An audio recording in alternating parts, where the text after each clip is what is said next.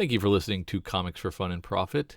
This is episode 481 for October 31st releases. It's a fifth week. I saw the 24th releases, and in my pull list, they were super, super slim. So maybe that was the bad week, and the actual fifth week's going to be a little more robust with some cool stuff to read, because I was grasping for straws this last week. Anyway, Kyle, obviously, since I'm talking, Kyle's not around. So that means I'm joined by Eric. Hello, hello. Welcome. We're going to get right into all kinds of great stuff. And I wanted to remind you right off the top that we're still giving away a signed comic. I have it right here. And it is a beautiful signed Spidey. And it will come right to your door. All you have to do is go to iTunes and leave us a review by the end of the year. And then as a little bonus Christmas present, we will send you a signed comic courtesy of our friend Jason in Hawaii. So hey, on that. I'm gonna make this even better. I'm gonna sweeten the pot. Okay. If you guys get 10 new reviews by the end of the year, I will throw in a 1 in 25 Marvel variants at my choosing. Ooh, sweet. The pot is sweeter. That's two comics that you will get. Pretty nice. So that means we've got 2. So we've got 8 to go in 2 months. Hey, you get one a week and you're good. So either that or the folks that have already put in there too are gonna have to start creating dummy accounts and putting more reviews in. Either way, you win. Yes. Try to figure out the loophole, whatever you have to do. We were talking last week to Aaron Churchill about his foray onto eBay, and we're giving him some tips, and he wanted to let us know that his auction made it for God Country #1, cover A, made it to $78. So good job, Aaron. He cleaned up. He was a little wrong about shipping. It ended up being $7.26, and he had charged $6 for it. So he ate a little bit, and then he paid extra for insurance to insure the whole kit and caboodle because it was his first valued comic sale, and he wanted to make sure it was protected. When Aaron had sent that in. Anyway, congratulations, Aaron. Good job. Absolutely. He was asking us about our eBay strategies. And I was talking a little bit about days of the week and how I noticed that Cowabunga staggers theirs on Fridays. Yes. And I wasn't sure the exact reason. I was trying to guess why. But I wonder if you could expand a little bit on what your strategy is with that. Yeah, so we have both buy it now and auction-based timed auctions, and we do predominantly have them start on Friday and end on Fridays. And the reason we do that is twofold. One, for each of our auctions, we do pay, I think it's 10 cents, or it's either 5 or 10 cents, but we pay that extra little fee to pick the time of our auctions, and we stagger them by 1 to 2 minutes, and we do them on Friday nights, and typically have them end sometime after 7:30 p.m. Central and before 9:30, 10 p.m. Central. And the reason we do that is because, as Kyle made a point last week to say, he likes to use the buy it now function instead of the auction because it gets really difficult when you're trying to keep track of something if you're doing something during the workday. So what we found is that Friday night tends to be one of the better nights that people are willing to pay attention to their auctions and kind of chase things along. You could do Saturday nights. I think that would be fine.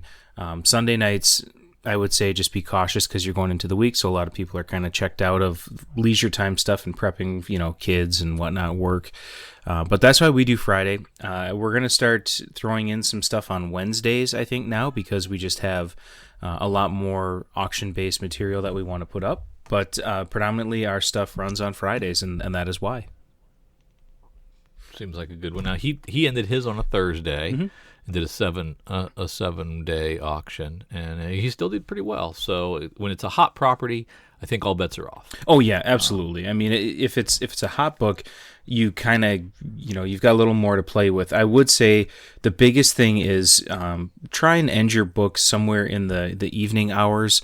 as opposed to in the middle of the day. Because think of yourself, if you're sitting at your desk at work, or if you're out driving around doing what you need to do, are you really going to be able to focus on eBay or not? That's probably where your buyers are going to be as well. A lot of them are going to be trying to focus in at the end of the day. So that's just kind of a helpful hint. Yeah. He goes on to say, I have 5 issues of Mata Hari from Dark Horse listed currently. I'm taking your feedback into that listing as it's not a popular hot comic, so I think I will have more success using your tips and tricks. Yeah, I don't know that you're going to have as much luck with that one as you would with God Country. I don't think that's people are beating down your door for that miniseries. But if you find the right buyer, you never know. That's right. David D says, "Hi guys, can't find the coverprice.com site you mentioned on the show. Could you give me the link? Thanks again for the great show." Yeah, it's cover without an E, so it's COVR price.com. So that's the mistake, and I'll stick the actual link in the show notes for you guys to check it out, because it's a pretty cool site. I didn't do the paid stuff; I just did the free stuff, and it was pretty cool. I have not checked it out, but I'm going to have to. I'm curious to know how their algorithm works, because we know that certain things like Comic Realm and other places that try to aggregate sales data don't do a good job of weeding out certain things. Yeah. So you'll get like those, buy it now 12 issue bundles, and in the title it has whatever the key book of that run is that you're looking at, and kind of skews numbers. So I'm gonna take a look at this and see what I can suss out. I'm curious too, because I didn't dig that deeply if they're if they're pulling from My Comic Shop, those aren't sold items. Those are asking price items, and some of their stuff is high. So, I don't know. I'm sure they're above market a little bit, but I think it's still a good, especially the weekly pull feature of like the hot books of the week. I think that's helpful. Yeah, to give you 10 of the books that have spiked quickly. That's always nice. But as far as like an overstreet replacement, I don't know about that. Let's see. Munich says, regarding trade sales, I look at Watchmen, Infinity Gauntlet, and Batman Hush. All still sell well every single month. Is there a single new trade paperback that stays in the top 25 for more than a couple of months? Well, I mean, you got Walking Dead forever did, and Saga did, and probably still does. I'm pretty sure Saga 1 is still a top half, I would guess, seller. It usually bubbles up to even to the top 10 every once in a while. So I think that's an evergreen, a new evergreen. I would say Walking Dead 1 and Saga 1 for sure are new evergreens that are in there. Anything else pop to mind as something that's more recent than even those? That maybe is something that has staying power in the trades? Yeah, I'm trying to think. Saga was the one that jumped to my mind, just because that is a property, even though it's going to go on its hiatus for another 11 months or so. That's still a book that gets a lot of interest from people. So that's probably the best example that I can think of, to be 100% honest. For anything in the last 5 years that's still sticking around, I can't think of anything. I don't know. Does Monster still have the same month in, month out sales strength? Not really. What I've noticed with Monstrous is that when the book is coming out, it tends to warm up again, but then it kind of fades back down. So it's kind of one of those things where it's in and out. I think the last 5 years, we'll get a lot of appearances of new, the new titles or whatever. So like the new DC titles every 6 issues when they come up, but they don't stay up there. They disappear. So is the Rebirth Volume 1s, are they still in the top 100 of trade sales? No. Yeah, I guess Monstrous would count. I mean, it's, what am I looking at here? I just pulled up random numbers for June of this year, and Monstrous is at 55,000 copies sold since it came out. So I mean, that's pretty good. Saga's well over 250,000. Walking Dead's 350,000. Paper Girls is at 70,000. So there's another one. And that's 4 or 5 volumes in, I think, at this point. Oh, 4 for sure. Yeah, I don't know why I didn't think of this one, but Deadpool Kills the Marvel Universe. That's always one that has periodic grabbers off the shelf. And that just stays. That just stays as something that just sells evergreen. Yeah, it's just one of those ones where you just get it and you put it out, and when one sells, you get another one, bring it in. I'm trying to think if there's anything else. So there are some. There are some. It's definitely leans more towards the independents than it does the big two right now. Yeah, it's not Watchmen. Watchmen is a thing of its own. Why? Yeah, Why is always a good one. Does it still? Oh yeah, sell well? Yeah, we always keep a full set of the hardcovers and a full set of the trades on the shelf. And actually, just this past week, we had a gentleman come in and bought the whole run in hardcover for him. Oh, nice. So I mean, it's definitely still there as a good seller. Preacher is another one that we do really well with, and then having the TV show that definitely gave it a little jump. So yeah, but it does tend to skew towards those independents until you get to things like The Killing Joke, Crisis on Infinite Earths. Those would be kind of some of the DC ones. Hush obviously was brought up. So yeah, cool. Let's see. So there are some, doggone it. It's not just old stuff. Wolf Warner says, the Odessa Drake, a new villain's first appearance, is at Amazing Spider-Man number 8. Also, some of the second print Return of the Wolverine number 1s has 3 pages that are error print mix-ups with Dr. Aphra. And the rejected second print, he's talking about books that he thinks are going to be hot spec items. Moon Knight 200 has the first appearance of The False Truth. And Sentry number 5 has a new character. Bob, also known as the Sentry, accepts the Void and combines to create a new character. This was a good series by Jeff Lemire. Underrated, so well done. Okay. So that gives us some food for thought. Check out Amazing Spider-Man 8 for a first villain appearance. I don't know about that misprint on Return of Wolverine. That's not a big deal, is it? I don't think it's a big deal. We've got a couple of them that are sitting on the shelf. Yeah, and the biggest one that we noticed was every one of our copies, the Indicia was that whole page was for Aphra, and then the Return to Wolverine one was like second to the last page in the book. Yeah. I don't know. I don't know who would be searching those out.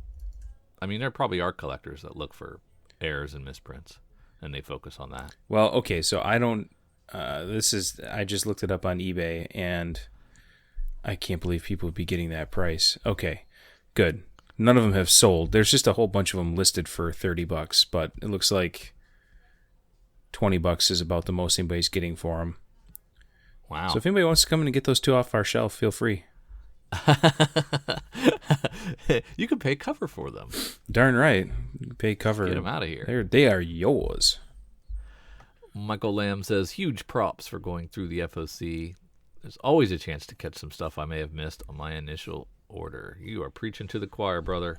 Every week there's something cool in there and stuff to rethink and think about again. And we appreciate Eric letting us be a part of that. So it's always got some cool hidden gems in it. And I use it as definitely a crutch. I don't really even stress my order that much anymore for the FOC publishers. I'm like, I don't know. Maybe I'll get it. Maybe I won't. Maybe I'll catch it on FOC. I don't worry as much anymore. It's nice. I always have a little safety blanket. That's right. I think it's a good thing for anyone. I mean, especially as James and I have talked about for shop owners, you got to pay attention to this kind of stuff. But more so than anything, there's a lot of books that'll come in that are FOC only. Either second prints, third prints, or they'll add like those FOC variants for Black Badge, things like that. So it's one of those things where if you're not aware of it, or your retailer's not aware of it, then you're going to stand to miss stuff. I mean, all the Walking Dead blind bags were FOC based books. There were not initial solicits for them. So yeah. David Thompson says, I listen every week, and I figured I would finally chime in on a topic. Media mail. Okay, this is my true confession last week that I had been mailing a lot of stuff media mail because it was heavy, and he wants to educate me a little bit on this. Comics are not media mail eligible. Trades and graphic novels are. If the post office catches you shipping comics as media mail, they will charge the full cost of either a first class or priority. If you get snagged enough, they will start inspecting a very high percentage of your packages. If that wasn't bad enough, media mail isn't handled gingerly as the expectation is they are books or DVDs. And then he actually showed a close-up of the thing from their website, and it says right here, media mail packages may not contain advertising. Comic books do not meet this standard, which isn't really true. Books may contain incidental announcements of other books. See, that just flies in the face of that whole description right there. And sound recordings may contain an announcement of other sound recording, blah, blah, blah, blah, blah. So they're saying comic books generically do not meet this standard. But many comics have 0 ads and only have an incidental announcement of another book in it. So how is that even possible? I'm going to have to take this up with the United States Postal Service. Yeah, chances are if you give them a call, they'll answer right away. I would just like to say that it's not only media mail that they handle poorly, it's every package that goes into their system. And I'm not saying that the postal employees, the delivery personnel, are rough with packages. I'm saying the systems, and I think it's the conveyors and everything else, because believe me, the bigger the mail order system gets, most weeks we don't have any issues, but some weeks we'll have 2 or 3 issues. And you look at a package, because, all of our purchasers are wise individuals, and they send pictures for me so that I can process claims and get them, get their books refilled for them. But without fail, every one of the boxes, it literally looks like it's either been run over or it was, I don't know. It's not damage from an individual handling the book. It's definitely automated damaging. Media mail or not. You don't even send USPS, though. I do send it. So it's kind of we're in a weird bubble state right now where we're not quite doing enough to be able to take advantage of some of the things like UPS Mail Innovations. But we're large enough that we get a pretty good discount from the major shipping partners. So really what it comes down to is we work on getting a right size package for the product that we have. And sometimes it's FedEx, sometimes it's Postal Service. Every once in a while it's UPS. Oh, okay. Yeah, it is. It's tough. So anyway, I appreciate the feedback, clarification, and I'm going to edit my listings and to reflect an appropriate mailing procedure. Yeah, go with that generic economy shipping. Yes, which is what I should have done from the beginning. Heck, it could be an Amish buggy for all you know. It's economy. Carrier pigeons. Sure. Is how I like to send all my comics. Yeah. Well, back when the Moon Knight 200 was coming through the FOC, I was looking longingly at the 1 in 1,000, and I thought to myself, man, I wonder who the guy with the cojones is that's going to invest in a 1 in 1,000 Moon Knight 200, and I'd love to meet the guy someday. And lo and behold, he's on the show. You have a Moon Knight 1 in 1,000. Yeah, yep. James and I took a long and hard look at everything, and we don't spec on these kind of books in the shop for ourselves ordinarily, but this was one where we just had a feeling that it was going to be incredibly underordered. Most of the books that have had the 1 in 1,000s are, key title books, things like Spider-Man, obviously, Fantastic Four, Punisher, Daredevil, big names, A-list properties. And we were just kind of like, well, if there's a property that you really could do some pretty amazing stuff with a television series with, like in a Netflix studio type setting, Moon Knight is one of those characters, because there's so much that you can do without a lot of effects. I mean, a lot of it can just be filming. So we really were kind of thinking long and hard, and we made our decision at about oh man, probably about 11:30 at night when the FOC was due in a half an hour, and we just said we're going to do it. We're going to go for it. So we did. We went with the 1 in 1,000 and the 2 1 in 500s. We've sold both of the 1 in 500s already. The 1 in 1,000 will go down to be graded, and we found out from a little birdie how many of the 1 in 1,000s are in existence, and that's always a game that you try and play. So like with just thinking back to the ASM 25 from a couple of years ago, we knew that there were about 350 in existence. Certain books you can tell roughly by the print run. If it's a print run of about 350, you probably safely assume that 200 to 250 thousand of those copies were related to the 1 in 1,000. Well, we found out that there were 10 of the Moon Knight 1 in 1,000s shipped out. So it's a incredibly low print run. Basically, 10 copies made it out to the wild. So wow. We're pretty excited. We are very excited because I don't know if there's going to be another remastered 1 in 1,000 that's going to have a print run that low. That's pretty sweet, and that comes back as a 9.8. What kind of number are you thinking? That's a hard guess. I mean, if it comes back a 9.8, we're probably somewhere in the 3,000 to 5,000 range, just depending on. That's without a television show or movie announcement. Right. Wow, and then up from there. Right, potentially, yeah. So I mean, it's one of those things that's probably more of a long play than a short flip, but it was one of those ones where we just decided to go ahead and pull the trigger. Well, that's really cool. Maybe I'll visit it someday. There you go. Another reason to take a trip. Absolutely. Oh, yeah.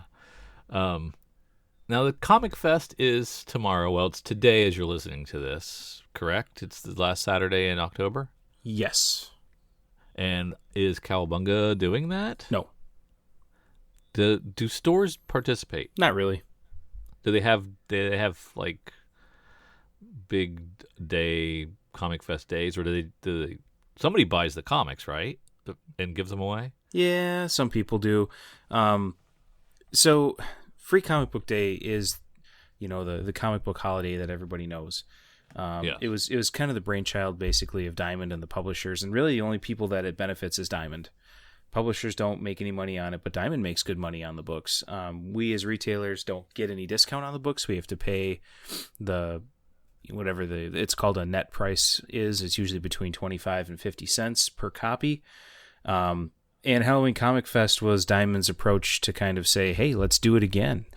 We like it. Yeah, let's get something in the fourth quarter. Yeah. So a lot of stores really don't do anything from a Halloween Comic Fest side of things. There are some stores that go all out and do it. And if you have a store that does it, that's awesome. I'm happy for you. We don't, for a couple of reasons. Number one, we have an actual business trick or treat that a lot of kids look forward to just getting candy. They don't really want our comics. They want our candy. So to be 7 again and just want candy. But that's part of it. The candy is a lot cheaper per pound than comics are. So that's also another piece of it. But we have so many, dollar books and $4 books that what we tend to do is we'll actually give out leftover Free Comic Book Day books. We'll give out some of our, glut of dollar books, whatever it is. So we've got more than enough to make up for it, and we really get nothing as far as numbers compared to Free Comic Book Day. Free Comic Book Day will have a line, 30, 40, 50 people deep before we even open, and Halloween Comic Fest will get maybe 60, 65 people total. So yeah, I've seen. I think there's a couple of the urban stores, in a major metro area, right, that they'll do a cosplay / Comic Fest day and give out some comics, and people are dressing up anyway, so it kind of fits. I get it, but I don't hear about it from very many stores, and I just wondered if maybe that was just regional or that was something that you were seeing that up there as well. No, seems to be a common trend based on some of the retailer boards that I'm on and stuff like that. Not a lot of people do them. It's cool. But everybody does Free Comic Book Day. Well, darn near everybody. The good ones. Yeah, they should. This Wednesday is the new previews will be out, but you can get the online version at previewsworld.com right now. If you want to check out the November catalog and get a sneak peek at what you're your printed copy of your catalog is going to say in it. Sometimes I don't even crack my catalog. I just use the site, so I can just be surfing it at work. Don't tell anybody I'm doing that at work. But get your orders in quickly so you can find out what all the gold is in that book, and it's always nice to see when it drops online. So check that out at previewsworld.com. I'm a big fan of previews, but I do like the hardback too. It is nice to flip through and see a giant thick catalog of comics. Hey, in historical news. Oh, okay. This is a random insertion, not on the show notes, but I had a couple of eBay auctions running, and would like to just say Kyle was right. I put my Robotech Art Germ second printing of number 1 up, and it just sold for $650. So that book's still going, I guess. Where's that from? That was was that 2 years ago that it launched? It was that Robotech. It was the winking cover that Kyle kept wanting to find, the winking. I don't know. Anyways, I just thought it was funny because you remember that now? Yeah. Yep. Was it Robotech? It was Robotech, right. Yep. I forgot about that. I've got that stuck around here somewhere. I'll dust it off. Yeah, $650. That's double cover. Pretty close, yep. That's nice. Now, you wanted to talk a little bit about pull lists and favorite publishers right now? Yeah, I just thought it'd be kind of a fun change of pace. I know a lot of times, especially when I'm on, we're talking about looking at different things on FOC or sneak peeks, and with an eye of what could you potentially get to flip. And I know that you and Kyle tend to throw in little bits about what you're reading, but I just thought let's take a couple minutes. Like, what's hot on your pull list? What are things you're liking, or maybe it's just publishers. What publishers are you really digging right now? Because I know my tastes have changed over the last probably year and a half or so. Yeah, well, Bendis's move to DC, not so much the Superman titles. I don't really enjoy those that much, but the Jinx World stuff, his 4 titles in Jinx World that he brought. Yep. I'm enjoying those, some more than others, but I'm reading them all still. Pearl's probably my least favorite of them, but I really enjoy the other ones, and that's been a really cool. It almost feels like Vertigo books to me. Yeah. And if they could slap a Vertigo imprint on that, and I wouldn't know the difference. They're really fun. It was a fun surprise. I didn't realize he was going to be so prolific at DC as I should have known, since he was pretty prolific at Marvel, but I didn't realize he was going to come out of the gate with so many titles going on. And that's something that's really been interesting, and I've been enjoying a lot. Yeah, I agree. I'm definitely all in on Bendis. How many tattoos do you have? I have 0. That's probably why you don't like Pearl so much. You think that's what it is? Yeah, you don't know the culture, man. I guess I'm not plugged in. No, I think probably of the titles, I would put Scarlet as probably my favorite right now. Yeah, it's good. But I definitely like Pearl as well. That's up there. So, no, I'm definitely digging Bendis. And actually, I've made it a point to say a couple of times in the past that for me, Superman wasn't really ever a draw. No slight to Siegel and Schuster or anybody who likes Superman. It just wasn't my cup of tea, but I decided to give it a try with Bendis, and I've actually enjoyed it quite a bit. And I've talked to some people in the shop that are coming in, and they're very similar, where they were not necessarily Superman readers prior. I don't say not Superman fans, because I think anyone who loves comic books is a Superman fan at some level. Yeah. But non-Superman readers, and they've jumped on with Bendis, and they're really enjoying it. And you talk to some people who are very long-time Superman readers, and they're kind of like, yeah, it's okay. It's not, lighting the world on fire. So I just think it's interesting how a different lens on the character can, get people excited for it. So for me, I've read every issue of Action and Superman that's come out since Bendis came over, which I honestly, 2 years ago would not have ever thought that I would say. Now, did you like the Tomasi Superman and the Jurgens Action? Didn't read them. That was before you didn't read them? Nope. Okay. So I did. I really like those. So that's probably coloring my I like that world. I like the world that was built. So I don't know. Maybe that's the problem because I didn't really like this villain that Bendis brought in. Bobelzar. Yeah, I didn't like him at all. So that was just me. I couldn't get into it. So that just kind of ruined the whole thing for me. But I mean, I'll probably check it out again when he gets settled. Yeah. It was like Tom King. Remember when Tom King had that, was it Monster Men or something arc that you're just like, what is this crap? And then he kind of righted the ship, and he's been doing a much better job ever since. Yeah. Yeah. Unless you don't think that. I don't. I dropped Batman. Okay. I dropped Batman in probably the early 20s of the run. I find the enjoyment of those stories to be uneven, where I will like an issue or two and then just not really enjoy a couple issues.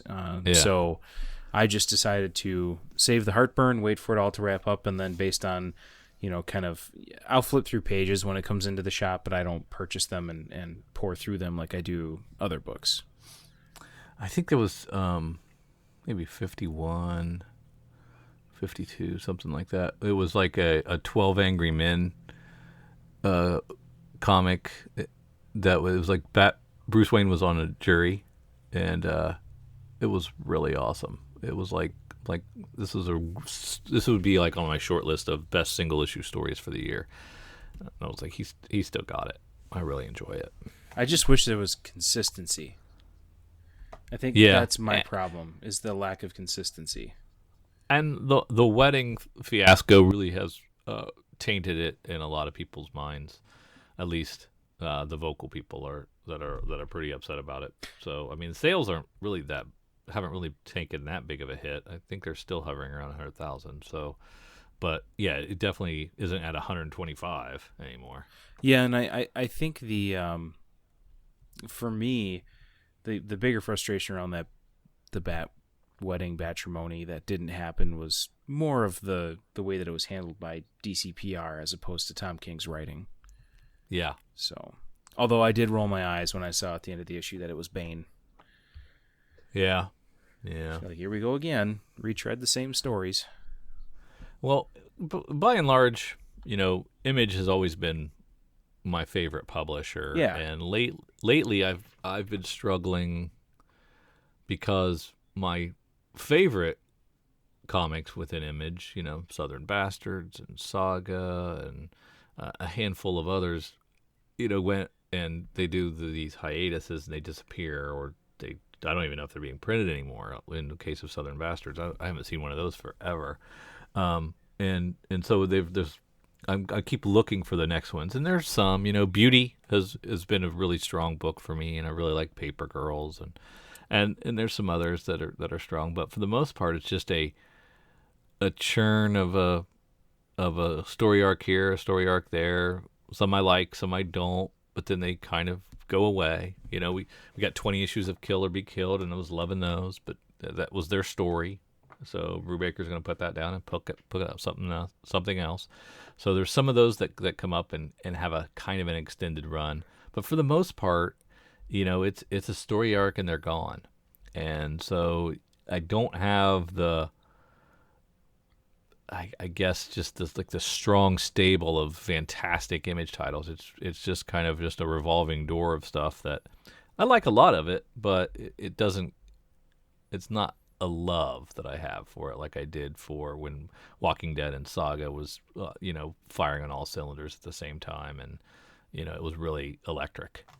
Yeah, and so Image has always been not, I won't say the number one on my pull list, but they had quite a few titles that I would read. Do you feel kind of like I do that Image is getting to the point where there's almost too much going on, and there seem to be so many derivative properties, even though they're not derivative, they either come off or appear as it, where you just kind of almost feel like you're getting a little burnt out on reading the same sorts of stories over and over again? Yeah, there definitely is. There's a lot of these, stories of post-apocalyptic this and this tragedy was caused by this character, so let's follow him and find out how it happened. And I don't know.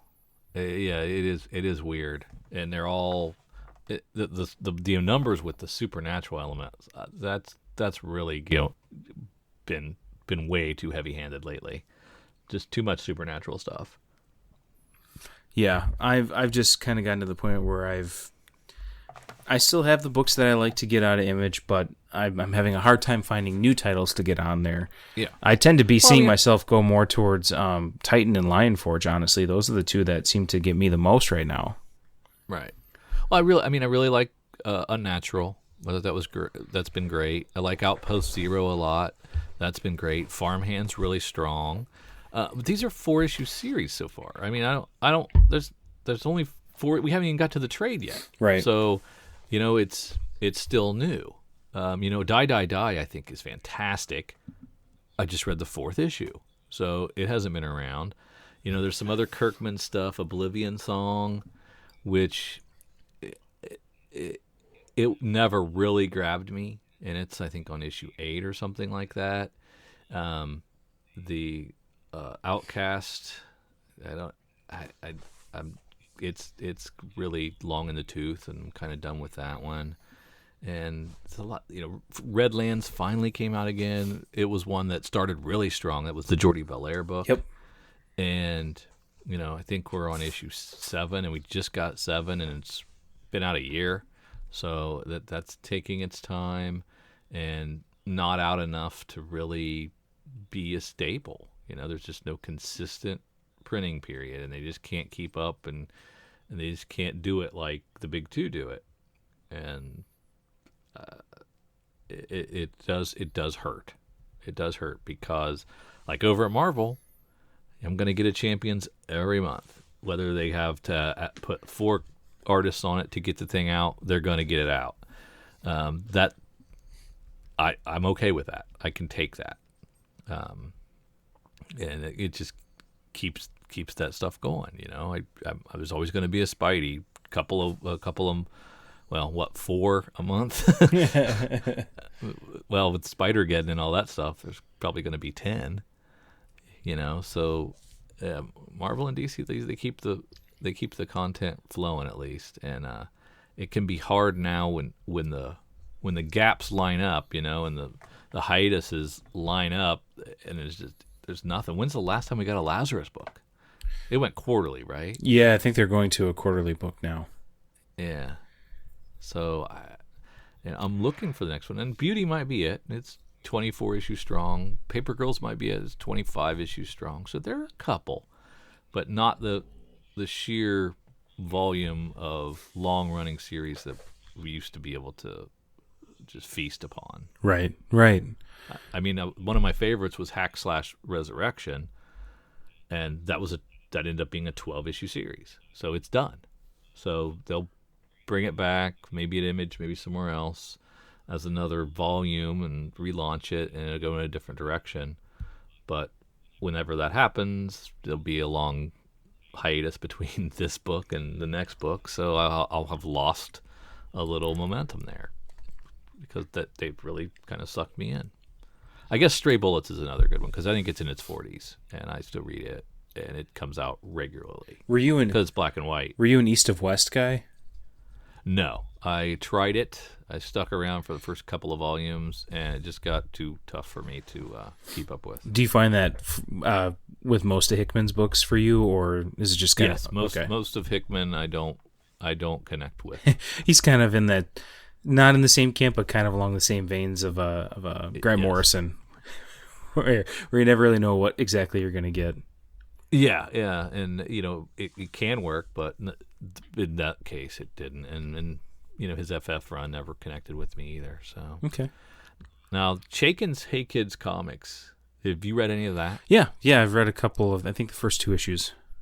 I just think that's really brilliant. I don't know how much that can't go on forever because we're already in the 2000s at this point. I think at the latest issue, but just the way it's he's really taken a swipe at the industry and people, and it's fun to kind of try to figure out who he's talking about because I'm not an insider, so I missed some of the references, but some of them I can figure out, and it's kind of fun.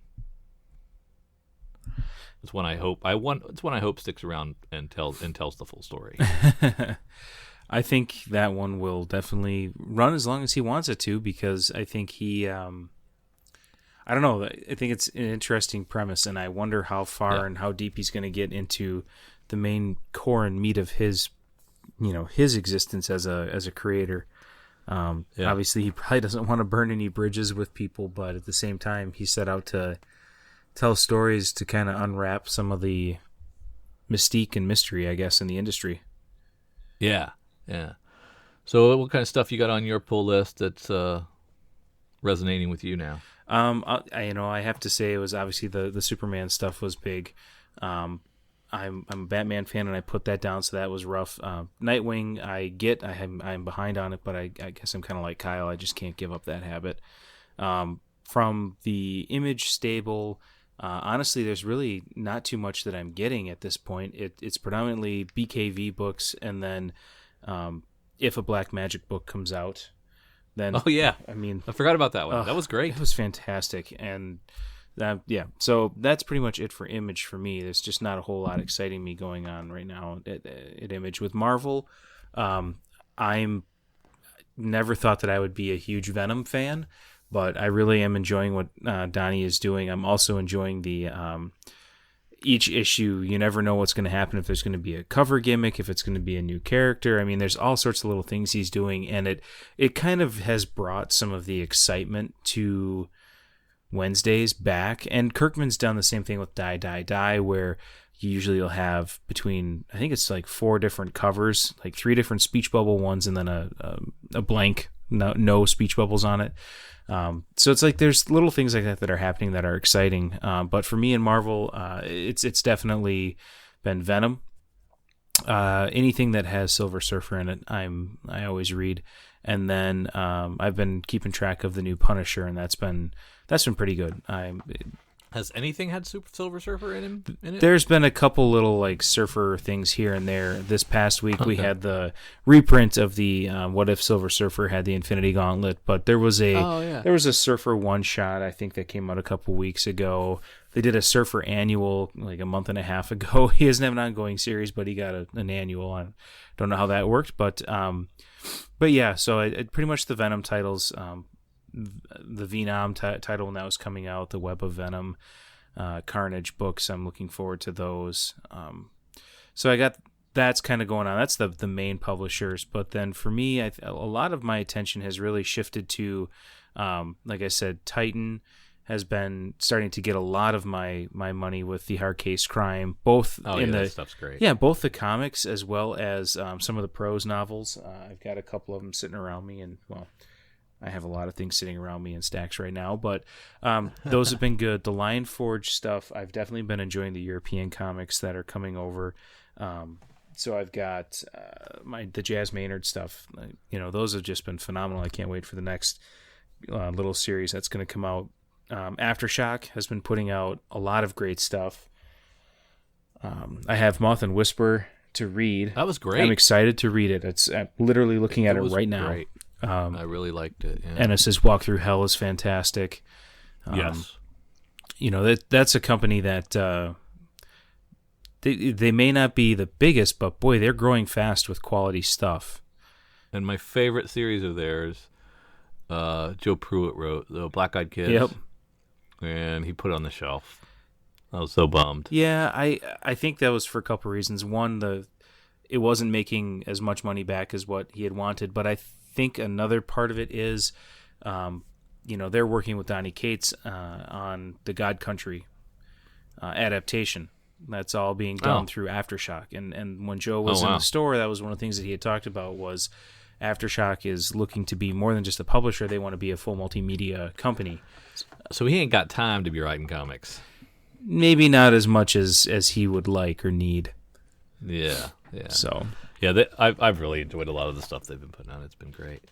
Now back to the What If stuff. I steered clear of these. I was a little confused.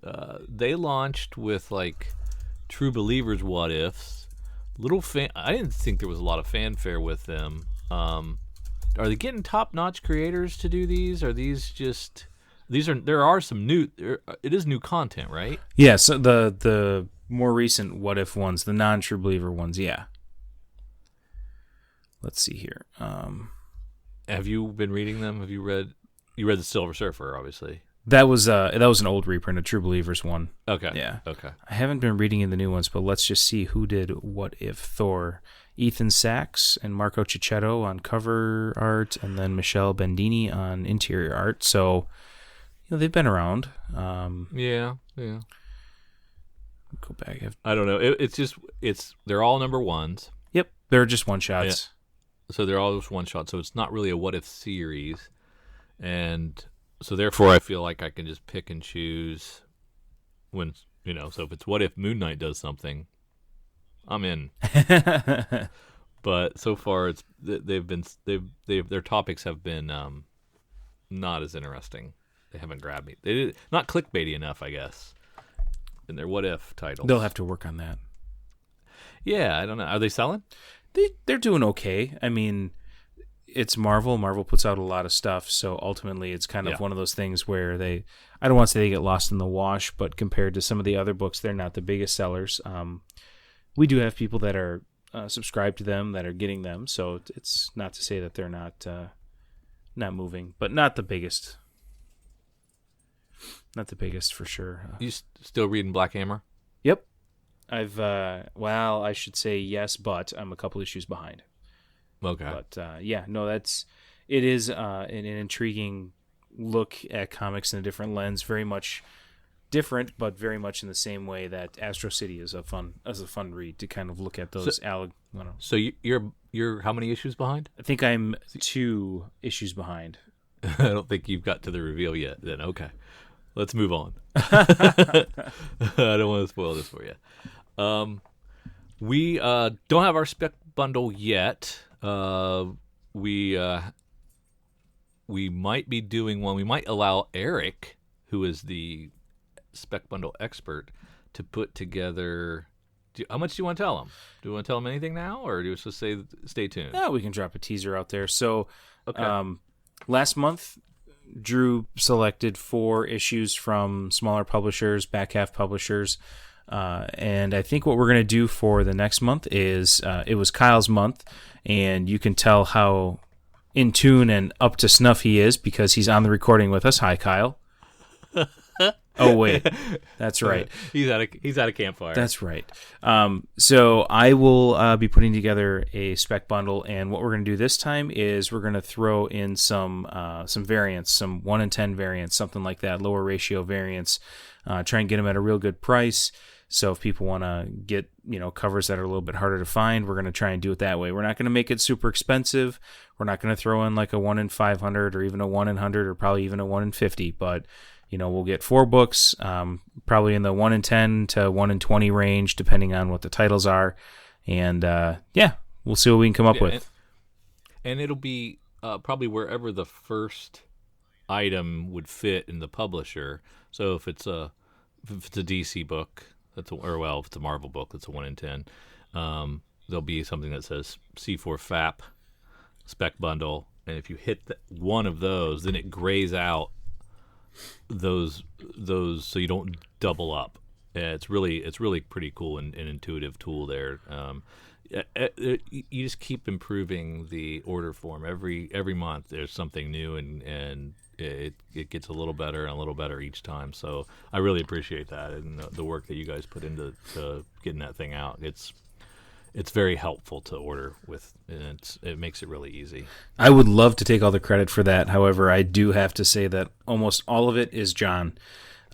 It's just a conversation that we continue to have of usability and what people are liking and not liking, and well, it's not static. You guys keep troubleshooting then and making it a little better, which is nice. Yeah. No, I'm glad that you find it to be helpful because that was something we kind of struggled with how we wanted to do that. Well, I never used the order form at the other place. I never used their order form. It was basically just an Excel spreadsheet and it didn't work as like anything like this.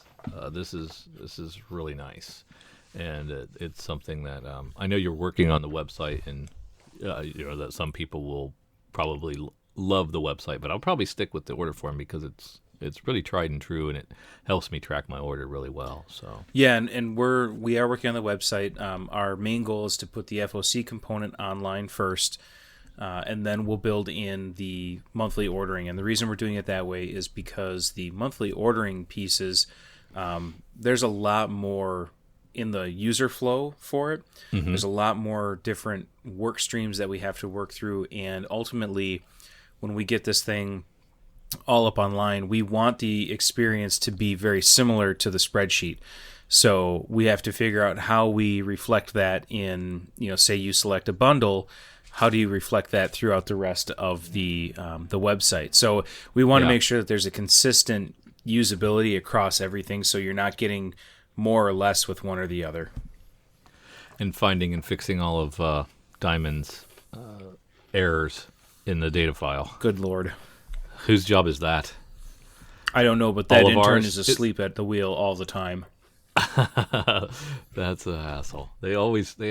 I mean, we were just laughing about this last week because Kyle was like, "Wait a minute, that's a picture of another comic. That's not even the right one." And so they just juxtapose things constantly. Yep. And there's a lot of data. I get it, but hire somebody to do that. I would agree with that, but they listen to us very frequently as it is. Well, as you were segueing into the FOC, let's take a look at what we got here now. And before we get into it, if somebody wants to get in on this and wants to follow along with the show, they can have this emailed to them on Fridays. That's correct. Right? Yep. And then we go over it Friday night, and then you get this order in by noon on Monday.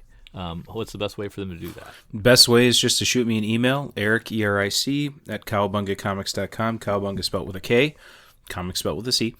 And I will email it out to literally anyone. I've got a number of people who have asked if they can just get it and not be a customer, but they want to be able to get it because their shop doesn't share it with them. But if they bring the book title in and what they want, their shop will order it. That's fine.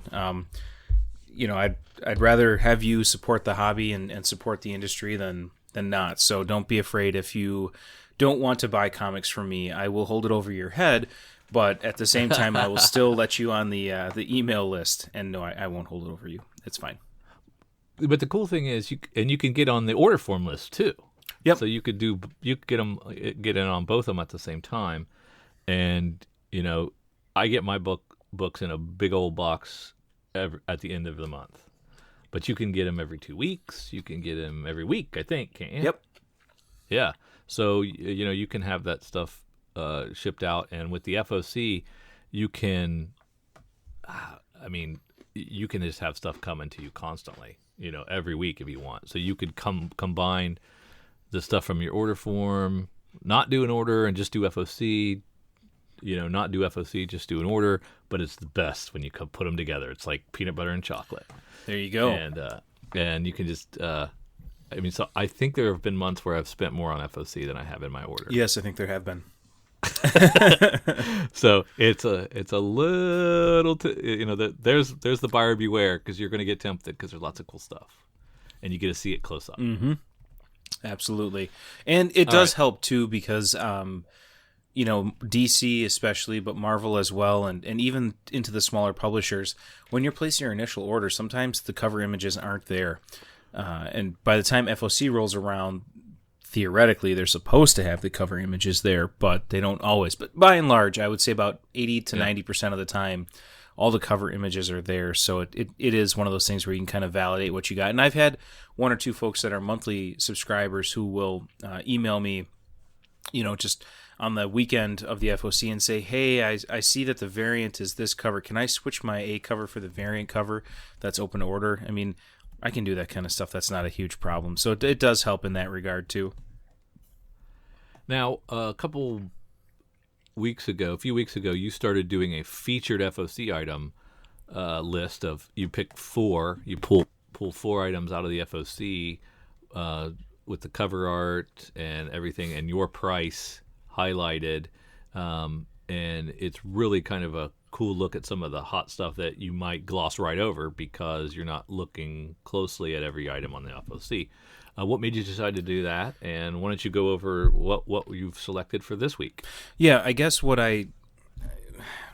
so I'm not stepping on your and Kyle's toes with this at all because this isn't really meant to be so much of a spec thing as it is more of an FYI, things that may catch people's eyes. So based on the way that I see buying patterns, there may be certain cover artists that people like Francesco Mattina, which is why Batman 59 Variant Edition is one of the featured items this week. People like the Mattina covers. He had the Deathstroke one that blew up really big. Obviously, Batman, there's going to be a lot of people buying it anyways, but I think it all ties into this Arkham arc that he's doing, so I wanted to call that out and make sure people knew, hey, if you wanted the Mattina cover, this is what it looks like. You may want to get it. I also usually try and throw in a collected edition of some kind if there's something of significance that I think is important, either for newer readers or something historic that hasn't come back in a certain packaging format in a while. I always try and get something from the back half of the book, a smaller publisher if I can find it, and then I'll usually throw on a variant that may have some interest or excitement. So what I've got for this week, I threw that Batman 59 variant by Francesco Mattina, which, is very much in Beautiful. his painted style. There's a penguin on it. You've got Bane. You've got Batman. It's the whole kit and caboodle. I also have the Spider-Geddon #1 second printing Molina variant. The reason that I threw this one on here is because it has pretty much the entire Spider family from all the different Spider iterations on it. Very well done. And what I've started noticing with some of the Marvel variants, not all of them, but some of the second, third, fourth printing variants do actually have a little bit of a overcover sell price on eBay because they are FOC only, so they are a much smaller awareness. And being a #1 issue, obviously, it's a jumping on point that people may want to collect. So I threw that one on there. That's $2.99. Conspiracy of the Illuminati #1. I believe this was a Zenoscope book, but this B cover I thought was just really, really cool. It's kind of the Illuminati pyramid in the eye, only it's like a human eye on a metallic-looking pyramid triangle. It's kind of a freaky cover, but I think it was a really cool book. I've actually started reading a little bit of Zenoscope stuff, and I've found it once you get past the cover. I found that the stories are actually kind of fun. They're pretty good. So some of them are fun, man. I like some of them too. So yeah, Revenge of Wonderland is the one that I've been reading, and it's actually made me want to go back and get more of the Wonderland series. So that's good. Anyways, so Conspiracy of the Illuminati #1 cover B by Rosette. That is one that I called out. And the other one that I called out was Savage Sword of Conan hardcover, Original Marvel Years Omnibus Volume 1. But I called out the direct market variant. So this one is, this cover can only be purchased through comic book stores. You cannot get this through, Barnes & Noble. You can't get it through Amazon, theoretically. You should only be able to get it in comic book stores. It's $125 cover price. And for us, we always do 50% off for Marvel and DC and Image hardcovers and trades for the first month that they're out. So $62.50 for that Savage Sword of Conan Omnibus Volume 1. So that's kind of the reason that I've started throwing those things on there. Like I said, it's not to step on toes and say that these are going to blow up and be big. It's more of just an awareness for what I notice the buying trends to be from the customers that I have. And last week you did 8 covers of a Valiant book, didn't you? Yeah, that was the not Livewire. That was the one that had the glass cover on it, right? Yeah. Yep. Yeah. Yep. Can't remember what it was. Shoot, it's slipping my mind. That's okay. Was it the Bloodshot? Was that the new Bloodshot? Yeah, that was it.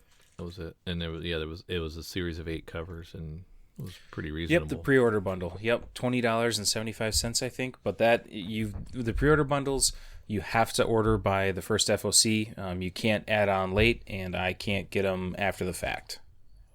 So super tight printing on them. Pretty cool. All right, you ready to hop into FOC? Oh man, am I ever? You read Olivia Twist yet from Dark Nope, Horse? it was not on my list. That first issue was really good. I haven't read anything since then, but I liked it a lot. Light Step, I don't remember exactly what that is. I want to pop that one up. January Lee is of royal descent, part of a ruling class that lives out their lives on accelerated light-stepped worlds where a single day is a lifetime on a normal planet. I missed this one. Milos Slavkovich doing both the art and the cover and the writing. That's cool. Yep. Yeah, this one I would say it looks kind of interesting, honestly. I am planning to give the first issue a go. Crimson Lotus #1 is also on here. And are you Mignola fan? Pockets. I'll read it. Okay. I'm not a diehard that I have to read everything, but I do enjoy picking up his stuff from time to time. And this one ties into the Lobster Johnson series that he has. So if anyone's a Mignola fan out there. I read some of his stuff. I've liked. I was never a Hellboy person though. What? Yeah, because he's got Hellboy, BPRD, Lobster Johnson. There's quite a significant backlog actually of stuff. I find that most of the stuff I've read has been around the BPRD, which obviously crosses over with Hellboy. But there's the latest Black Hammer #7. That's right. You need to get caught up. I'll work on it. Put it on your list. Put it on your list. That's about it for Dark Horse from me. Yeah, same. What about DC? Well, Brian Hill's American Carnage looks kind of interesting. Yeah, I agree. I will be picking that up. I actually have committed myself to all of the new Vertigo series that are going on. I am hoping that we have kind of a renewed Vertigo. So I'm going to give them all a go. I've been burned before though. Haven't we all? Multiple times. That last relaunch. Yeah, we're really bad at learning from history. Yeah, especially yeah. Yes, we are. Those that don't learn from history are doomed to repeat it. Damn it. Yes, over and over and over again. What is the is there any excitement about this Drowned Earth thing? We've had some extra people jump on it. I would just call out the variant cover by Ben Oliver. So Ben Oliver's been around for a little while. He's been doing covers. He did Green Lantern Lost Army. He did a variant cover that it tends to move for $20 to $30. I mean, it's a beautiful cover. He's a very, very talented artist. I mean, you can see just in the detail in the faces of what he's done.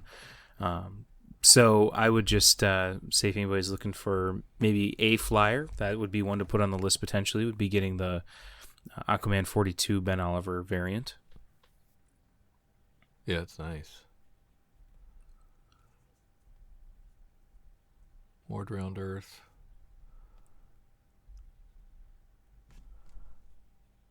Are you getting the DC Nuclear Winter Special? I could answer that and pull up your order, but that's like two folders over. I probably should have because the holiday special did so well. But I don't think I did.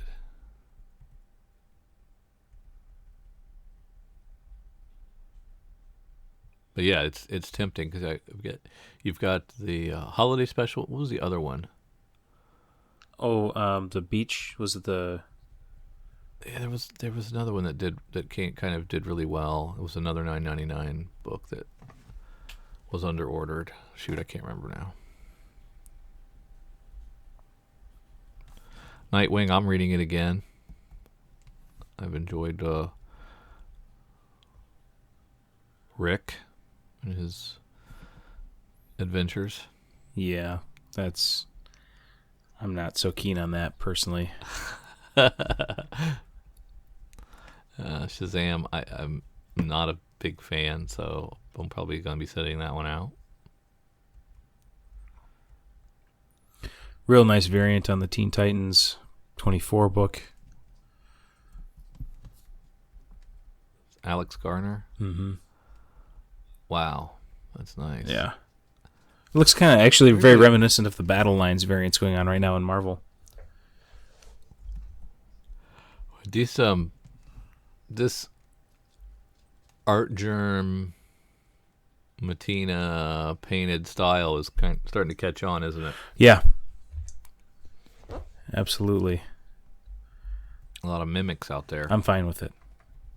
Yeah, it's a good It's style. beautiful stuff. I enjoy it too. Yeah. That's about all I've got in DC personally. Yeah, I think you're right. Anything in IDW for you?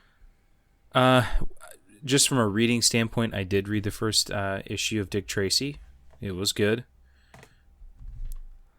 It was enjoyable. GoBots. This would be a good question for Kyle. Is that like a Transformers knockoff? Yeah. Is that what that was? Yep. Absolutely. Trying to think. Night Moves. Chris Burnham's doing the cover for it. Yep. Noir meets horror. As small-time Vegas hustler Chris Dundee finds himself tangled in a web of danger and the occult. He's been on the wrong end of a pair of brass knuckles plenty of times, so this time he might be dealing with the devil himself. That's right. This one I'm in on. I'm going to check this one out. IDW is not usually a big one for me, but I am planning to read Night Moves. That's a $15 variant, though, the Burnham cover. Well, the other Burnham cover. I know a guy who can get me the A cover. Yeah. He sends out a form every month, and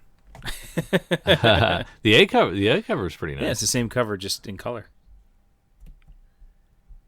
Good old Burnham. I like him. Sukeban Turbo #1. I don't remember this one. Inspired by the Japanese girl gangs of the 1970s. Teenagers ride scooters armed with golf clubs and cash from selling drugs. Hey. Hey. Scooters, golf clubs, and cash. That sounds like Caddyshack. Oh, it's written by the same person that did the Girl with the Dragon Tattoo adaptation. Oh, over at Titan? Yeah. Cool. It might be one to... Which is good, by the way. Yes. I like it. That's probably about all I got in IDW, honestly. Image, we've got Burnouts, which is really good. That first issue was fun. I think the second issue came out this week. Oh, there's an East of West sighting. You betcha. Good timing.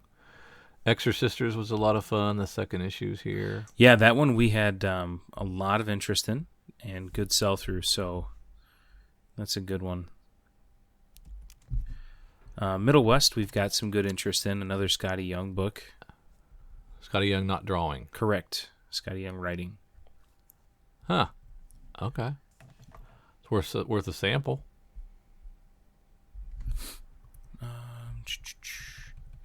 New World came in hot and fizzled very quickly. Yeah. I didn't read it. Did you check it out? I'm trying to remember now. Let me read this list and see if it sparks my memory. I know I dropped it. Lescott, yeah. I dropped his other book too, Days of Hate. Oh, what's that other Image book that I have been reading that... Oh... crud. There's one that's Dead Hand. Dead Hand, yeah. Yeah. That one. You I like think that they're one, on a trade break right now. I'm thinking, but that's been good. Yeah, it was like the Russian thing. Yeah. Cold War, post Cold War. Got the history angle. It hooks you. It does. I'm a sucker for that. That's probably it for me for Image. Yep. Pretty light one. It is fifth week. No, I guess it's not fifth week for this. Right. Yeah, these are books shipping predominantly on the 21st of November. So that's Thanksgiving week, right? Thanksgiving week, yeah. So might as well be a fifth week then. That's true. Which you'd think that would be the prime time to really get a lot of stuff out because everybody's going to go buy it and sit, eat turkey, and read comics, right? I would love to do that rather than talk politics. Yeah, we pretty much Definitely. avoid that at all times. Yeah. Just keeps the family happier. Yes. I run to my room and read comics. I like it. I read my politics in my comics. Thank you very much. Marvel. Yeah, let's go to Marvel. They're only going to put out about, 40 books that week? They don't take it easy, do they? No, it's kind of impressive. We do have a couple of, we got some trades and omnibus here. Kyle Shuri is there. Yep. Maybe you can get the second printing. If he was here, we could make that a spec pick. He should. Just because I never know what's coming. I have to look at the solicit for Moon Girl and Devil Dinosaur. Winter Wonderland. He's making a list and checking it twice, but you won't find Precocious Provocateur Moon Girl on there. When the children of Yancey Street need some holiday cheer, it's up to Notorious Grinch, Lunella Lafayette, and Jolly Red Devil Dinosaur to fill in. Featuring special guest Santa Claus. Ooh. Didn't Devil Dinosaur die a while ago? I don't know, but I can tell you that this is not the first appearance of Santa Claus in comics. No. So, no. Should be clear.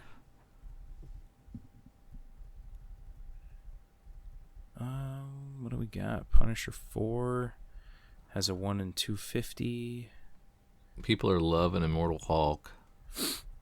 Sorry, I'm down on the P's. I'll go back to the M's. Oh, okay. Yeah, I think everyone had a group consensus that the third issue was kind of the stinker, but everything else has been very good. And Art Adams is doing a cover. Kind of interesting cover. Yeah, this is part of the Uncanny X-Men variants. Did you check out that Marvel Knights 20th? I did not pop it open and read it. I didn't either. I was wondering if it was good. Yeah, I'm not the person to tell you. I've actually, the last couple of weeks, I haven't done much reading at all, I have to say. I don't remember the first. I don't think I was reading comics when the first Marvel Knights happened 20 years ago.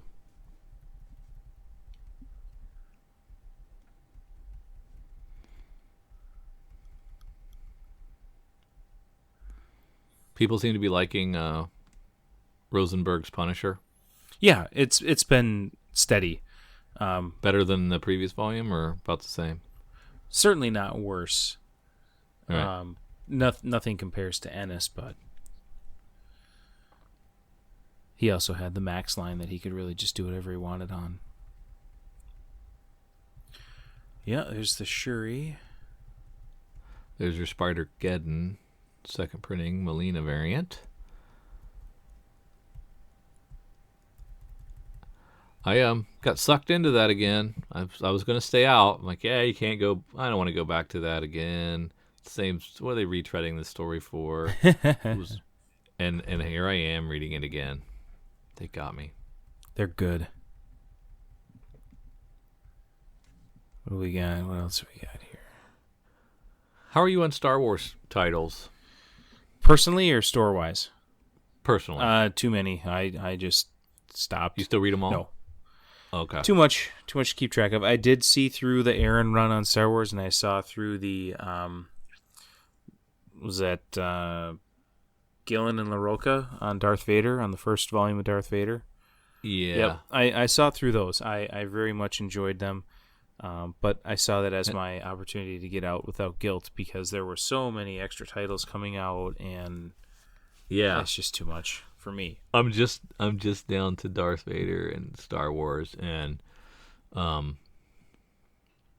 if Thrawn comes back, I'll get on that again. But I'm just down to those two now. Not reading any other ones. Let's see. Yeah, Uncanny X-Men. That Venom annual was fun. Yes, we got a second printing here in this one. And that's a different cover, right? You betcha. Paulo Sequeira. It's kind of nice.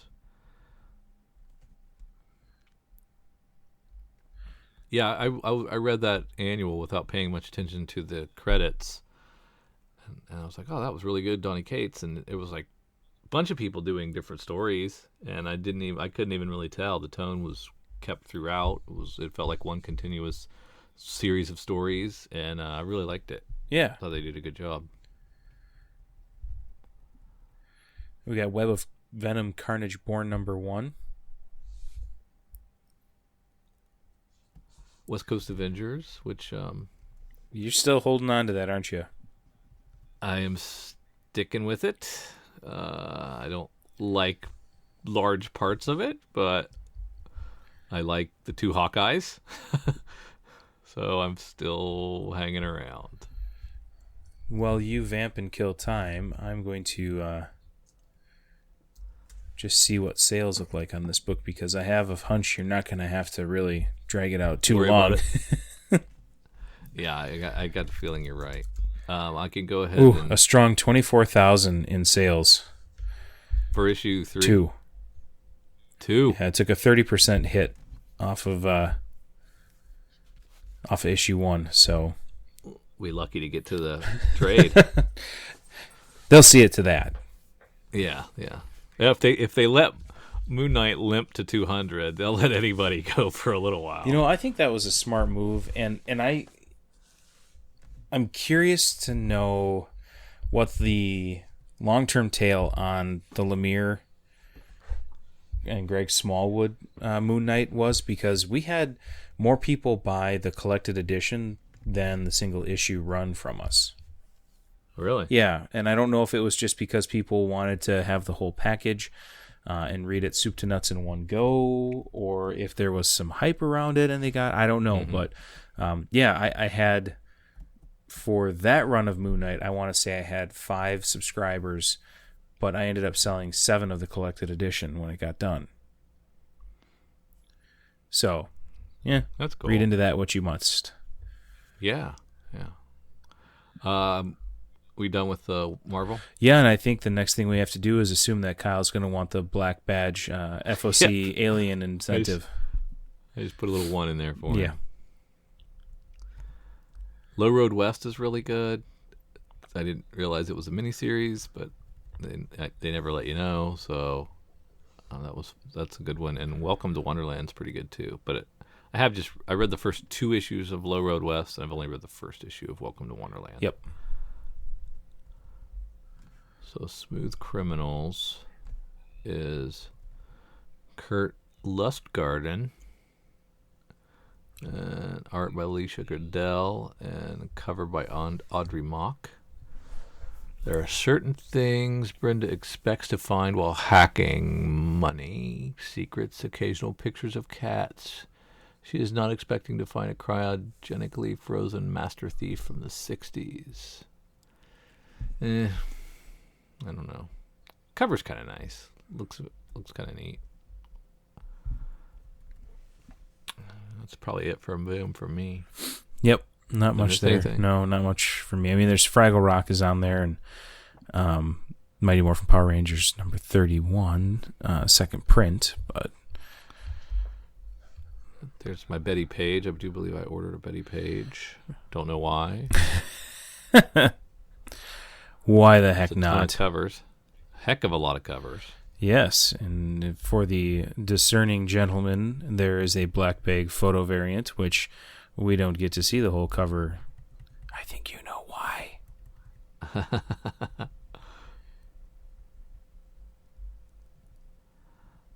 Oh, Betty. Yeah.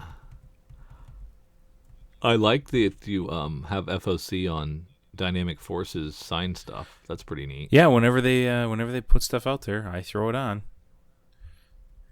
All Dynamic Forces, 25% off. There's a signed Venom #1 by Donny Cates. That's cool. That's not CGC'd, right? That's raw. Correct. Yeah, just raw. $37. Not bad.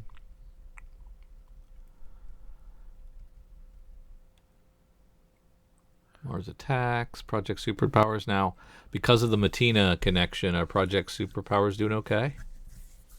Or does nobody know about them? There's a couple folks that are getting it. It's obviously an older property, but I've poked my nose through the first couple, and it's not bad by any stretch of the imagination. I think it's just one of those things where it's a lesser-known property and trying to squeeze it in with everything else. There's a challenge there, but... Were you surprised that Mark Waid didn't do Archie 700 and and Nick Spencer took over with that issue. Well, this I think all coincided with the timing of Wade becoming the chief grand poobah of whatever publisher that was. Shoot. That came out like a month and a half or 2 months ago that he the imprint that he's doing? whatever it is, over at that, I can't remember what the publisher is now at this point, but I think it coincided with that. I think I have an A and a Francavilla, and I can't remember if I got the All Red or not. I was excited about 700 for some reason. That's the first time his title's ever been to 700. Yeah. Yeah. The All Red cover is great. Yes. You really can't go wrong with an All Red cover, honestly. I thought that was oversized. It's not just regular size. It is 32 pages. It's not bad. I'm going to have to think about that All Red, make sure I didn't order it. Going to add that one, I think. What else have we got?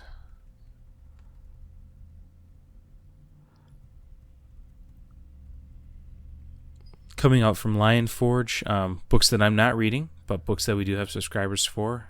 We've got Catalyst Prime Summit, number 10, and Trade Paperback Volume 2. We also have Encounter number 8, Infinity 8 number 7, May Volume 2 number 4, and Long Con number 5 from Oni Press is on here. That's one that actually I sell quite a bit of. I haven't checked that out. Long Con? Yeah. I usually get a good stack of that. Now, wasn't there already a Pickle Rick? Yes. Well, or was there just a Pickle Rick cover? There was the Pickle Rick ape of the ASM 300. And then there was the Pickle Rick Days of Future, or was it Days of Future Past cover? But this is the first time it was his own series. I think this might be his first. Well, we'll see how, series in quotes. Yes. Yep. There's the Conspiracy, the Illuminati. What did you say that was about? Is the government monitoring you? Are there secret organizations controlling society? Do creatures not of this world live among us? All of this and more is explored in this thrilling series that delves into some of the horrifying truths we believe in the back of our minds. This series may very well change how you look at life as we know it. Man, that's tempting. Mm-hmm. I think you're right. Cover B is the way to go. Awesome.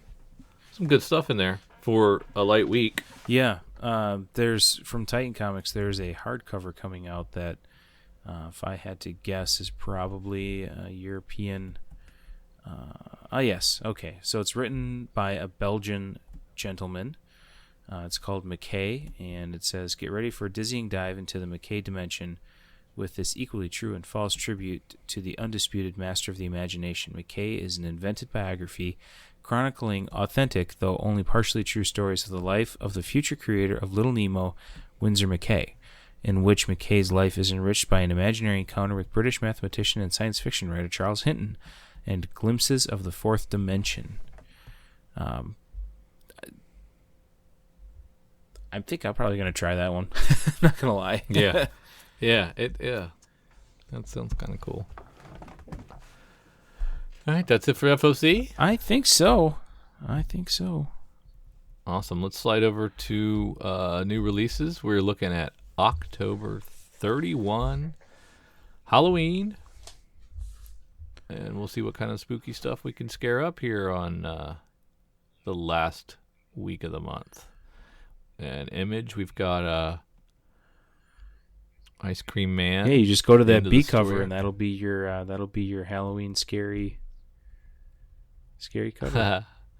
It's a clown eating ice cream. And I think I'm guessing that there's supposed to be a little Harley Quinn joke in this with the blue and the red hair. Okay. And the collar like she used to have. If I had to guess.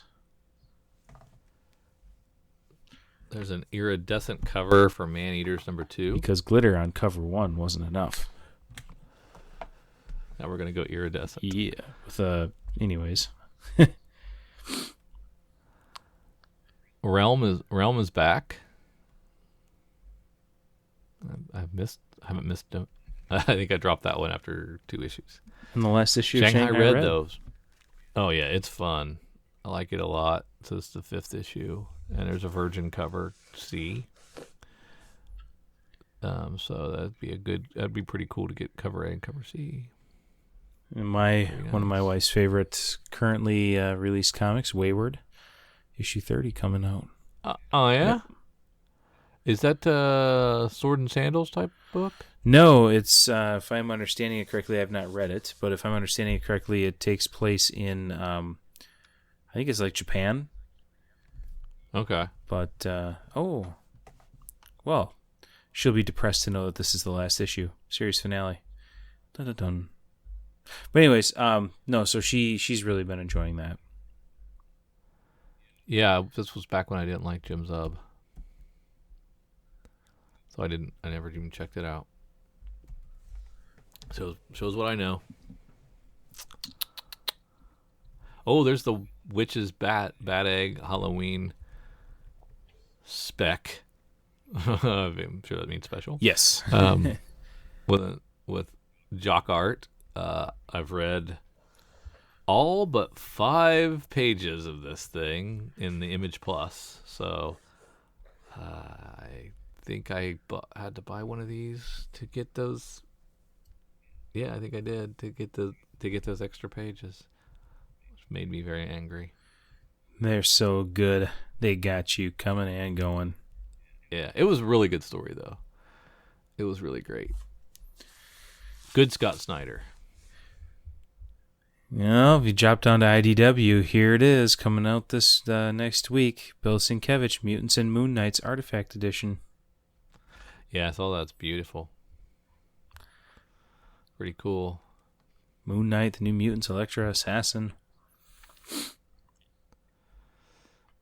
Remember all those.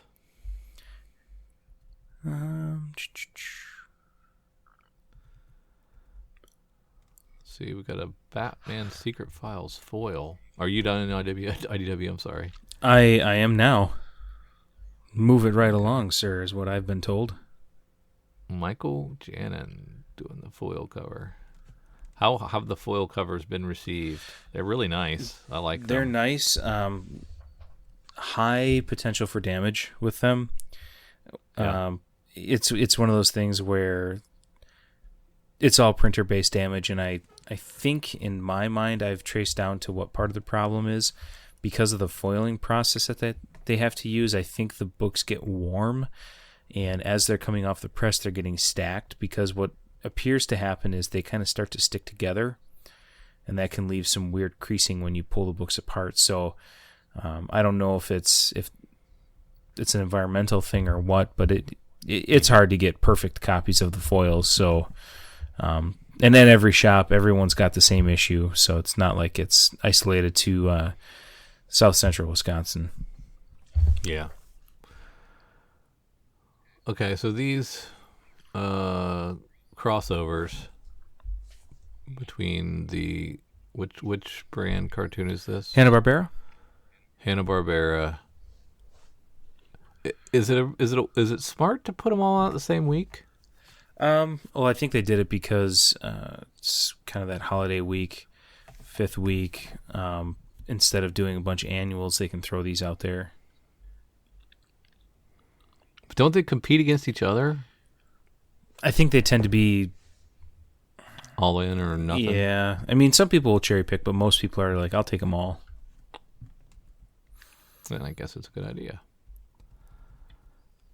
Heroes in Crisis. I'm looking forward to reading that. Hopefully, I understand what's going on at this point. Slipping in a bit late, but better late than never. When was it supposed to come out? I think it was supposed to come out last week. Ah. So maybe it'll go every other month. We're not to Doomsday Clock delays yet, but on its way. There's another Vertigo book, Hex Wives #1. Yep, looking forward to that one. This is by Ben Blacker and Mirka Andolfo. Mirka Andolfo, of course, being the person that does the writing and the art and the covers for Unnatural. What was the over-under on the Terrifics making it to an annual? I would have never guessed. Oh, we should call out the Justice League Dark and Wonder Woman Witching Hour variant. It's an open-to-order variant, but the first, what was it? This is Justice League Dark and Wonder Woman. The other one was Wonder Woman and Justice League Dark. That variant just flew off the shelves and went crazy. So if you... Jesus Marino? I don't know if that's the cover artist because they don't have CA by the name. But if you give me just two shakes of a lamb's tail, I can see if I can suss it out on the other side of the previews page. Oh, the secret side. Yeah, we'll go to the retailer login.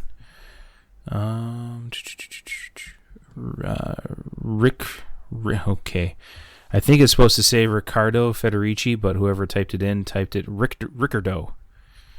So you can interpret that how you want. But good old Riccardo. Yeah. Francis Manipul did a good job on the Aquaman Drowned Earth #1 Justice League. That's pretty nice. We say this every week like a broken record, but I love what DC's doing. I love their open to order. He covered the heavy hitter artists they're bringing in to do this stuff. Are they exclusive? It's like no. Art Germ and Matina, are they exclusive for them? Nope, they're not exclusive. I think they only have writers locked up to exclusives, if I'm thinking correctly. Yeah, because really, an artist really can't do more than one series at a time anyway, most of them. Right.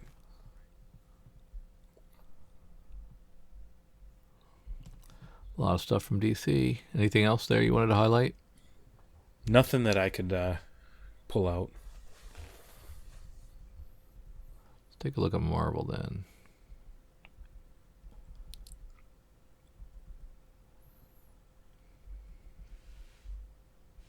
Man, a lot of second printings. Mm-hmm. Well, see, they don't have a Hanna-Barbera crossover to do. Yeah. That's true. Black Panther Battle Lines cover, which is very striking, as most of them have been.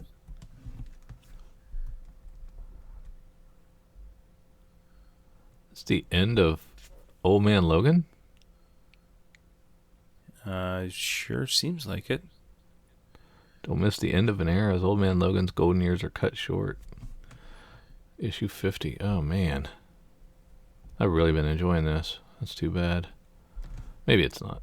Yeah, it does say final issue variant. Sure do. That's a nice one, too. Huh. That's a bummer.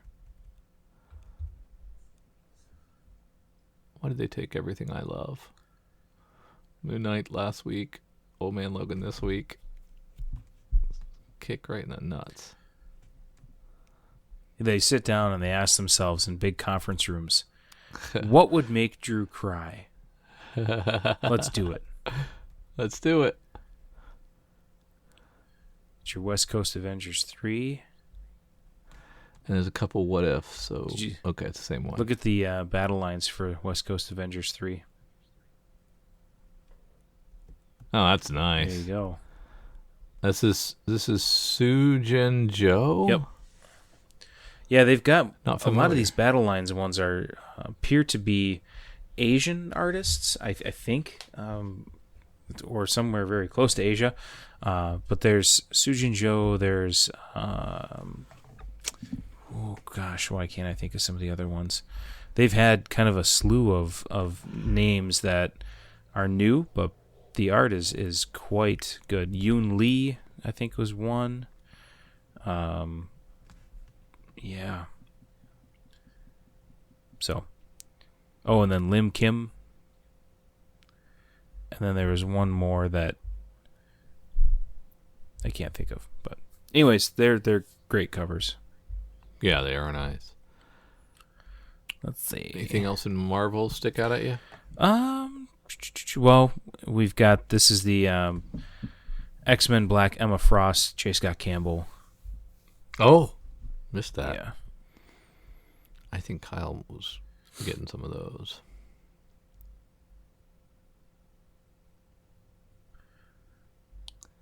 It's a nice mugshot variant too. And I'll, moving on from that real quick, I will say that for those that didn't get the X-Men Grand Design stuff but want to read it, the second Genesis is out in trade paperback, and I was shocked when I got mine. I was thinking it was just going to be like standard size. It is massive. It's huge. It's like 14 inches tall and 12 inches wide, like true art paper size. Oh man, it's big. So I shouldn't have bought the individual issues. Well, you could have those two. I'm sorry, it's not 12 or 14, 9 by 13, but it's big. That's cool. Yeah, it was pretty cool. Have you read it at all? I read the first one. On October 31st, I will get the second volume and I will read that. Yeah, it's fun. It's fun to read. I'm not a super X-Men fan, but I really enjoyed the first two. They were good. Let's see. Are we done in Marvel? I think we are, yes. See, Dynamite, just the Nancy Drews for me, and all three covers are really cool. I like Tula Lote's art. Yeah. Yeah, I've got nothing much in Dynamite. Then in Boom, we have a fence sighting. That's number 11. Yep, in A Planet of the Apes, Time of Man. With a Virgin all red cover, which is, wow, that's nice. I like all red. Did you read the Slot All Red Silver Surfer? Yeah, that was great. Yeah, that was good. Oh, random insertion of DC collectibles. Yeah, it's a weird. Okay. Yeah, it's weird that they just don't have them in the same order. I don't understand it, but whatever. All right. Let's see, back half stuff.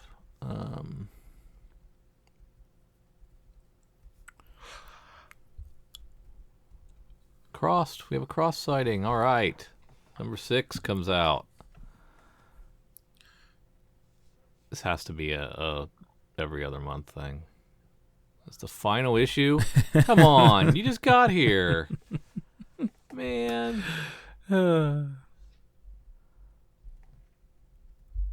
Does James been reading this? He pages through them. I have actually picked up the first volume of Crossed. The NS? Yep, got it in hardcover. I don't know what got into me. I got that, and I picked up Uber hardcover volume 1. I know that's different. Wouldn't let the daughter be flipping through that one. No. She has her section. She has My Little Pony, and Tangled. Nope, we didn't get the Tangled ones. We're just going to wait for the trade on that. And then the Marvel Superhero Adventures. This one is the Captain Marvel Halloween Spooktacular. Fantastic. So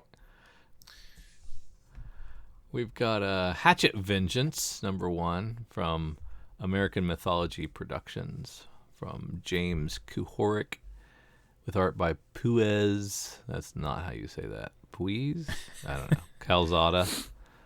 Things die hard in the swamp. Victor Crowley's fury is unquenchable despite the rivers of blood beneath his terrible touch. But vengeance never dies. It looks like Swamp Thing. Bad Swamp Thing on the cover.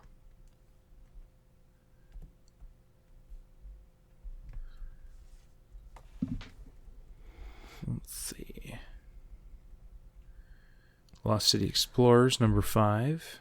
It's a popular one. Live Work. Lost City. What is it? Lost City Explorers? Yeah, that's been a popular one for us. Really? Yep. I think I missed out on that one. Teenage Urban Explorers. Underground New York City. Got the first Live Work and liked it. Got to check out this second one. Who is this? Ad House. Oh, $10. They raised the price a little bit.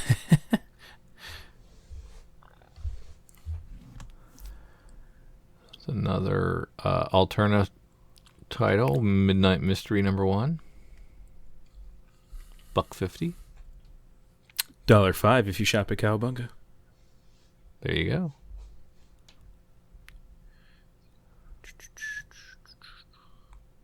Riptide, 3rd issue. Is that right? This Red 5 book was fun. People are on a cruise ship and the water recedes, so they're all trapped just like on the ocean floor. But the water's coming back in a few hours, so they have to try to get back to shore before the water comes back. It's been pretty cool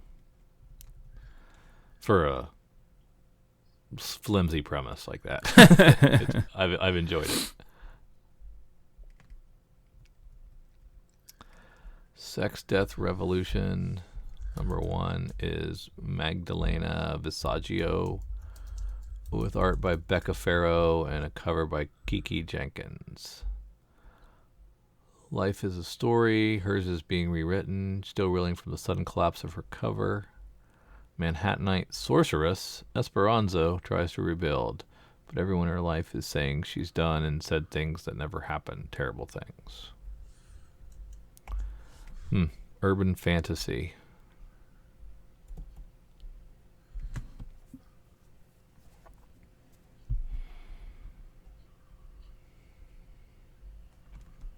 The Transdimensional #1 from T-Pub. Not familiar with that publisher. Has no writer, no artist, no cover artist. The story focuses on Deacon Price, an emotionally broken underwater archaeologist who charters an exhibition under false pretenses to a downed Soviet submarine that's been missing for decades. That sounds kind of interesting. Indeed. But give us who the creative team is. Michael Gordon, Henrique Pereira, Jan. Do you have it on yours? It's on the cover image. Oh. Jan Wijnegard. Yeah. Neil Gibson and Jim Campbell. You can assign them whatever role you want. Yes. This is a make your own type of situation. T-Pub, huh? T-Pub. I'm pretty interested. Art's not top notch, but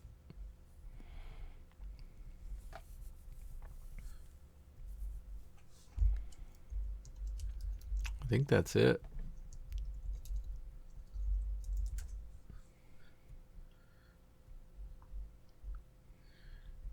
Trying to see if I can find anything about this company. I remember reading about it in previews, but this could sway my pick. Oh, they're from the UK. Oh, maybe they're like Titan. Twisted Dark. Tabitha, Twisted Light, Turncoat, Theatrics, The World of Chub Chub. Yeah, The World of Chub Chub. Yeah, everybody knows that. Okay, sorry, that was a random side tangent there. Learning about T-Pub. Well, it's time to pick our spec winner of the week. What are you laying down your hard-earned cash for to flip at a later time if you did that? I'm going completely out of left field. Something we didn't call out. I'm going with League of Extraordinary Sarabai, 1 of 1. Okay, where's that? It's a Cerebus book. It's in the back half. It's right under Lady Mechanica. All right. You go with all those hardcore Dave Sim fans out there. And then I'll let you pick yours, and then I have a bunch of, I guess, backups. Honorable mentions. Honorable mentions. Here we go. Well, I'm gonna go into I'm gonna go B cover of the Witching Hour. Of which one? The Witching Hour Gotcha. beat cover. Gotcha. Is that the one I wanted? Yeah, I think that's the one I wanted. I was getting them confused, trying to find them again. What did I want? Was it that one I wanted, or was it? I think that's the one I wanted. Did I want over Drowned Earth? Drowned Earth's nice too. No, I want to go with Justice League Dark and Wonder Woman, the Witching Hour #1 variant, which you talked me into. It's pretty nice. It is a good one. And now what did you have? Well, I was just going to call out the Black Panther battle lines as one, and then, which was the other one that I liked? The West Coast Avengers battle lines. Thought those were very sharp. That Hawkeye, that was pretty nice. Yes. So I'm trying to, where's this Cerebus thing? It's down under comics and graphic novels in the L's. In the L's. Yep. Okay, I was looking in the C's. The League of Extraordinary Cerebi. Okay. I'm going to have to copy that right now because I will never find that one again. Hey, it's no Shuri, but it'll do. Yeah. Should we do an honorary Shuri call out for Kyle? I don't think so. If it's a Stabby Buddy situation, I'll never live it. Yeah. How did that hat taste, by the way? Was it? It was lovely. I had it with some fava beans. So it's full of fiber, and you were ready to go. Lovely. Anything to plug or anything going on that we need to know about before we get out of here? No, I don't think so. I think we're all good. Fantastic. I appreciate it again, you stepping in for MIA Kyle, and we want to thank all the listeners for all they do to support the show, sharing it on social media, giving us reviews. We appreciate everything, all the emails, all the feedback. We wouldn't do this without you guys, so thank you, and keep it up. Yeah, and don't forget, Talk to you later. we hit 8 more reviews to hit 10 total by the end of the year. I'll throw in a 1 in 25 Marvel variant. Fantastic.